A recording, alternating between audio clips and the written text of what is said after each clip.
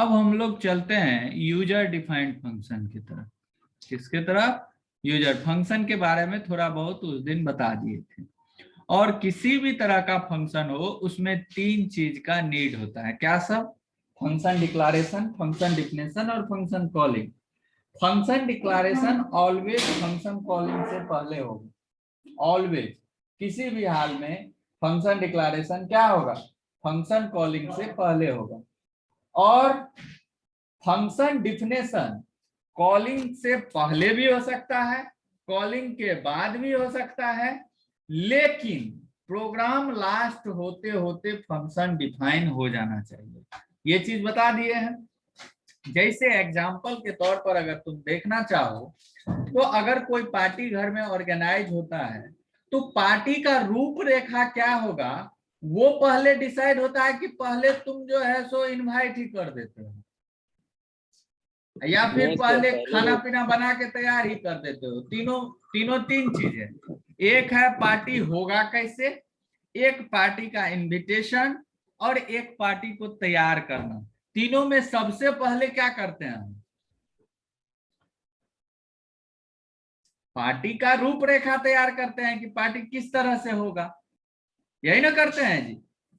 दूसरी बात, दूसरा स्टेप क्या होता है हमारा? इनविटेशन करना। और तीसरा स्टेप क्या होता है कि उस पार्टी में जो रूपरेखा तैयार किया उसको उस तरह से बनाना। सर आवाज नहीं आ रहा है। आवाज नहीं जा रही है? हेलो सर आवाज। Hello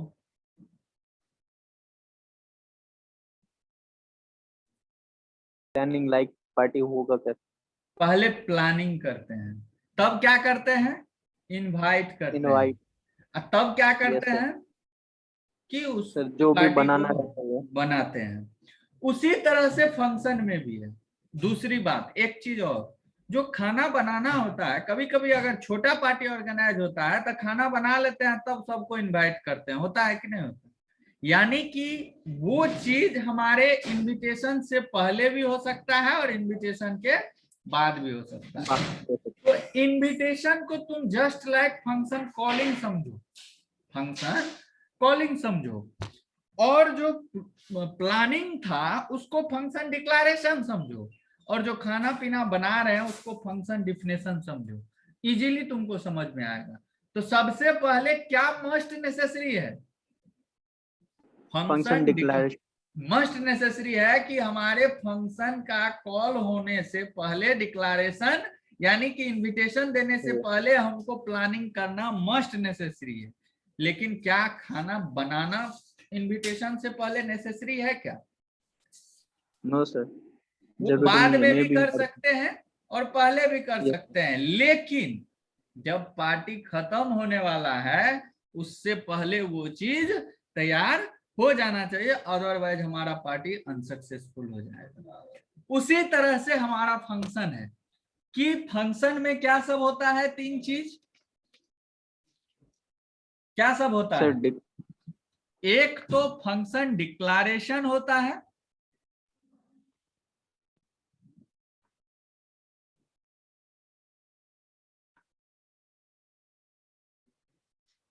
function declaration.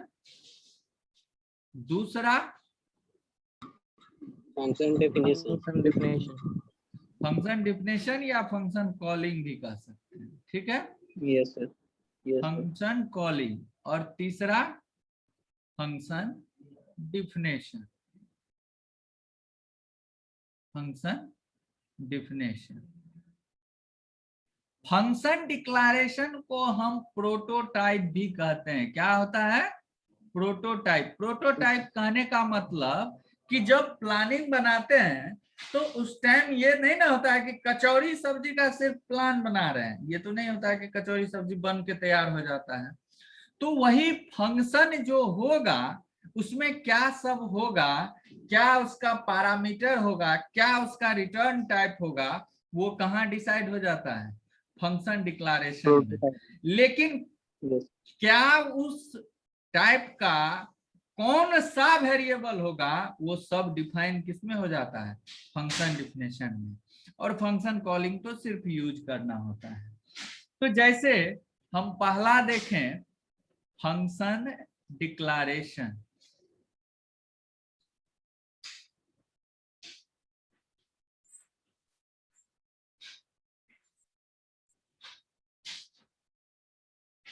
तो सबसे पहला इसका जब पॉइंट लिखें तो इट्स मस्ट बी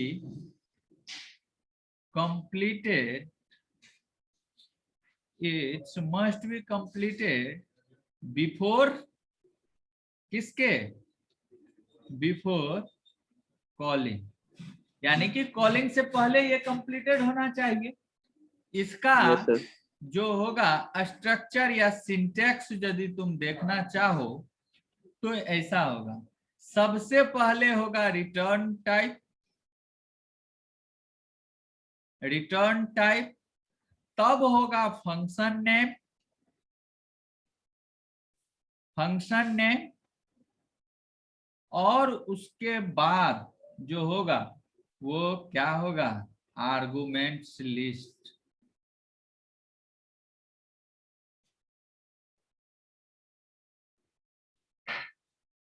अब इसमें जो है ये आर्गुमेंट लिस्ट हम पे डिपेंड करता है कि एक देना है कि दो देना है कि तीन देना है कि चार देना है कि नहीं देना। एग्जाम्पल के तौर पर अगर मेन देखो तो कभी कभी हम क्या करते हैं कि void मेन, हम जनरली void मेन करते हैं और इसके आगे में कुछ नहीं देते हैं। तो यहां पर ये हुआ इसका रिटर्न टाइप, क्या हो गया, रिटर्न टाइप void, यानी कि नल रिटर्न करेगा, और ये हो गया आर्गुमेंट लिस्ट। अगर आर्गुमेंट में कुछ नहीं है तो ये क्या हो गया, ये भी नल और ये भी नल। तुम देखते होगे कि जब जब इसको इंट मेन करते हैं, इंट मेन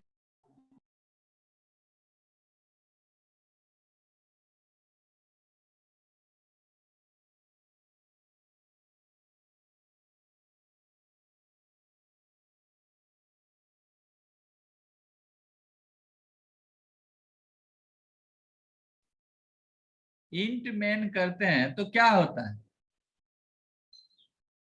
इसमें रिटर्न करना पड़ता है इंटीजर कि नहीं रिटर्न करना Yes, sir. पड़ता है, Yes, रिटर्न sir, करना जीरो पड़ता है. करते हैं कि नहीं करते हैं। रिटर्न जीरो कहने का मतलब क्या है, जीरो क्या है, इंटीजर वैल्यू है कि नहीं है।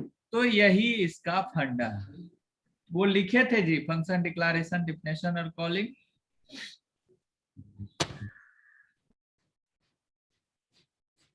Hello, Yes, sir sir. पुराना लिखा वाला इरेज हो गया। हाँ ये बार बार आज जो है ना ये जूम थोड़ा दिक्कत कर रहा है, पता नहीं क्यों। यूजर डिफाइंड फंक्शन जो हम लिखते जाते हैं ना उसको लिखते जाओ, ये कब आज क्या कर देगा काम। पहला Okay, sir. फंक्शन डिक्लेरेशन,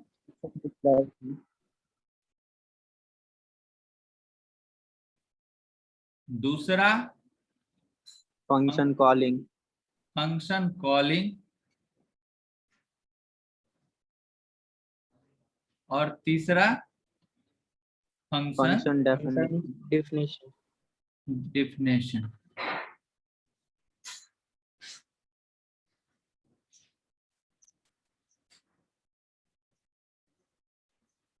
इसको क्या कहते हैं, प्रोटोटाइप देखिए।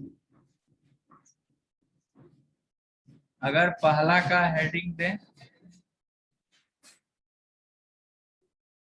फंक्शन डिक्लेरेशन, तो फंक्शन डिक्लेरेशन क्या होना चाहिए, It must be completed It before must calling. be completed before calling. it must be completed before Calling. Calling. calling। इसका सिंटैक्स क्या होगा, Data type. रिटर्न टाइप, उसको डाटा टाइप नहीं कहेंगे हम, रिटर्न टाइप, कि रिटर्न क्या कर रहा है फंक्शन। फिर क्या होगा? Function name, Argument list. Function name और उसके बाद आर्गुमेंट, आर्गुमेंट लिस्ट। ये है हमारा फंक्शन डिक्लारेशन। अब इसको अगर लिख लिए थे ना, ये लिख लिए। Yes sir, yes sir. अब इसका अगर एग्जाम्पल देखना चाहें, मान के चलो कि कोई फंक्शन बनाए, तो अब ऐसा करते हैं कि एक फंक्शन ऐसा बनाते हैं जिसमें दो नंबर का, दो इंटीजर का सम करके और रिटर्न करना है क्या? सम इंटीजर ही करना है। तो ये दो जो तुम ऑपरेंड ये जो देख रहे हो, ये किसमें चला जाएगा? आर्गुमेंट लिस्ट में। किसमें चला जाएगा? आर्गुमेंट लिस्ट में। और ये जो तुम देख रहे हो ये क्या है? ये रिटर्न टाइप है। क्या है? रिटर्न टाइप है। लिखते जाना, रिटर्न टाइप है। अब देखो यहां पर कि इसका अगर हम डिक्लारेशन करें तो इंट, मान लो ये सम हम फंक्शन नेम दे दिए। अब पैरामीटर यहां पर कितना देना पड़ेगा? आर्गुमेंट 2 देना पड़ेगा कि नहीं? 2 का समेशन है ना, तो 2 देना पड़ेगा। और दोनों किस टाइप का देना पड़ेगा? तो इंटीजर टाइप का देना पड़ेगा। किस टाइप का? Integer type. तो यहां पर सिर्फ टाइप डिक्लेयर किए हैं, ना कि वो वेरिएबल डिक्लेयर किए हैं कि किसको सम करना है और किसको रिटर्न करना है। ये किसको सम करना है और किसको रिटर्न करना है वो किसमें होगा? वो डिक्लारेशन में होगा, सॉरी डिफिनेशन में होगा। जैसे इसी का अगर हम फंक्शन कॉलिंग करना चाहें तो वो ऐसे होगा। जैसे अब यहां पर इंटीजर, रिटर्न टाइप में तो कुछ नहीं होगा, वेरिएबल नेम सम। और यहां पर अगर हम इंट, फंक्शन डिफिनेशन है, इंट ए कॉमा इंट बी कर दें, तब ये क्या दिखाता है? अब इसका पैरेंथेसिस शुरू होगा। डिफिनेशन का अपना एक ब्लॉक होता है, और इसमें अगर इंट एस ले लिए और S equal to A plus B कर दिए, और तब कर दिए क्या? रिटर्न एस कर दिए, तब देखो क्या हो रहा है कि ये ए और ये बी, इस दोनों का सम करना है। डिफिनेशन और डिक्लेरेशन में यही अंतर है कि यहाँ पर सिर्फ और सिर्फ किस टाइप का आर्गुमेंट होगा वो डिक्लेयर किए हैं, और यहाँ पर क्या किए हैं? उस टाइप का कौन सा आर्गुमेंट होगा वो डिक्लेयर किए हैं। यहाँ टाइप क्या है? इंटीजर। तो जिस टाइप का, अब यहाँ पर इंटीजर इंटीजर अगर डिक्लेयर कर दिए हैं तो यहाँ हम इंटीजर फ्लोट नहीं ले सकते हैं। बात समझ में आया? जब भी लेंगे तो यदि इंटीजर इंटीजर डिक्लेयर किए तो इंटीजर इंटीजर टाइप का ही वेरिएबल लेंगे। अगर रिटर्न टाइप इंटीजर किए हैं तो रिटर्न हमेशा इंटीजर ही करेंगे, ना कि फ्लोट करेंगे। कोई कंफ्यूजन इसमें? तो यहाँ पर हम क्या कर रहे हैं? ए और बी को सम कर रहे हैं और एस को रिटर्न कर रहे हैं, और एस भी इंटीजर टाइप है। हाँ बोलो क्या करना? हाँ सर, यदि एस को यदि फ्लोट टाइप करना चाहे तब? अगर एस को यहाँ फ्लोट टाइप करना चाहे तो यहां से चेंज करना होगा, रिटर्न टाइप फ्लोट करना होगा, और तब यहाँ भी फ्लोट करना होगा, और ये भी तब फ्लोट करना होगा, और तब रिटर्न फ्लोट करेंगे। तो इनपुट तो सर इंटीजर ही रहेगा। हाँ, इनपुट इंटीजर ही रहेगा, और इंटीजर को फ्लोट में कन्वर्ट करके वो रिटर्न कर देगा। ओके। और कोई कंफ्यूजन? अब अगर फंक्शन कॉलिंग की बात देखें तो वो ऐसा होगा। कॉलिंग की बात करें इस फंक्शन को, तो ये फंक्शन रिटर्न भी कर रहा है कि नहीं कर रहा है? क्या रिटर्न कर रहा है? मान के चलो कि इंटीजर एक दे दिए p, एक दे दिए q, एक दे दिए r, p इक्वल टू 10 दे दिए, q इक्वल टू 20 दे दिए, और हमको इस दोनों को सम करके किसमें रखना है, r में। तो रिटर्न ये फंक्शन क्या करेगा, इंटीजर करेगा। तो इस फंक्शन को कॉल करेंगे तो फंक्शन नेम और जिसको जिसको सम करना है, तो किसको किसको सम करना है, p और q को, किसको, p और q को। तो p और q सम करके भी कोई वैल्यू देगा कि नहीं देगा, उसको किस में रख लेंगे, r में। अब देखो ये काम कैसे करता है, ध्यान से देखना, आवाज क्लियर जा रही है, ये काम कैसे करता है। हेलो, यस सर, आ रही है। आ रही है आवाज। तो यहां जब कॉल किए तो ये डायरेक्ट चला गया इसके डिक्लेरेशन के पास। तो डिक्लेरेशन सम नाम का है, डिक्लेयर्ड है कि नहीं है। अगर है तो इसका ये आर्गुमेंट और इसका ये रिटर्न टाइप चेक करेगा। आर्गुमेंट क्या दिए हैं यहाँ पर, इंटीजर, इंटीजर, रिटर्न क्या करवा रहे हैं, इंटीजर। तो यहाँ चेक करेगा क्या इंटीजर, इंटीजर और इंटीजर है, तो दैट मीन्स कि ये कंपाइल टाइम एरर नहीं आएगा, ये तुम्हारा है कंपाइल टाइम, ये कंपाइल टाइम। अगर इसमें किसी तरह का गड़बड़ी होगा तो क्या होगा, कंपाइल टाइम एरर आएगा। और ये क्या है, रन टाइम। अगर इसमें किसी तरह का कोई गड़बड़ी होगा तो किस टाइप का एरर आएगा, रन टाइम एरर आएगा।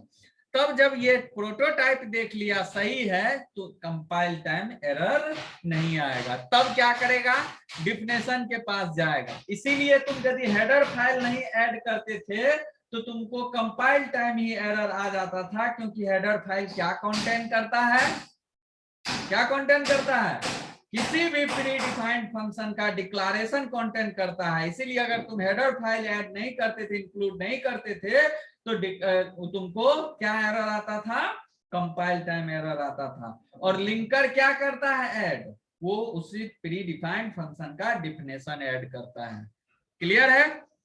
तो यहां पर तब ये जाएगा डिफिनेशन के पास, रन टाइम में डिफिनेशन के पास गया तो p किस में जाके, फर्स्ट आर्गुमेंट फर्स्ट में और सेकेंड आर्गुमेंट सेकेंड में जाके कॉपी हो गया। तो अब यहां पर a का वैल्यू क्या हो गया, जो p का वैल्यू था 10, और q का वैल्यू क्या हो गया, b का, जो q का वैल्यू था 20।